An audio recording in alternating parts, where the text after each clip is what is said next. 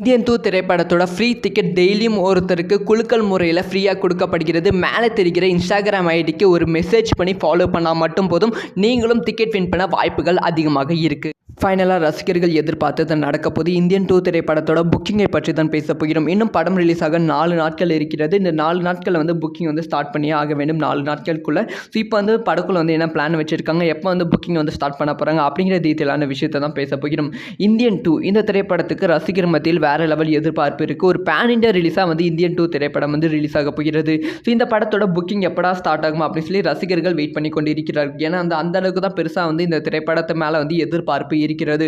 முக்கியம் ஓவர்சீஸில் இந்த திரைப்படத்தை ரிலீஸ் பண்ணி ஓவர்சீஸில் புக்கிங் ஸ்டார்ட் பண்ணிட்டாங்க. எந்தெந்த தேட்டரில் ரிலீஸ் ஆகும், எந்த டைமில் ரிலீஸ் ஆகும், படத்தோட புக்கிங் என்ன அப்படிங்கிற எல்லா டீட்டெயிலான விஷயத்தையும் ஓவர்சீஸில் சொல்லிட்டாங்க. ஆனால் இன்னும் இந்தியாவில் புக்கிங் ஸ்டார்ட் பண்ணவில்லை. நார்த் சைடில் சில திரையரங்களை மட்டும் தான் ஸ்டார்ட் பண்ணியிருக்காங்க.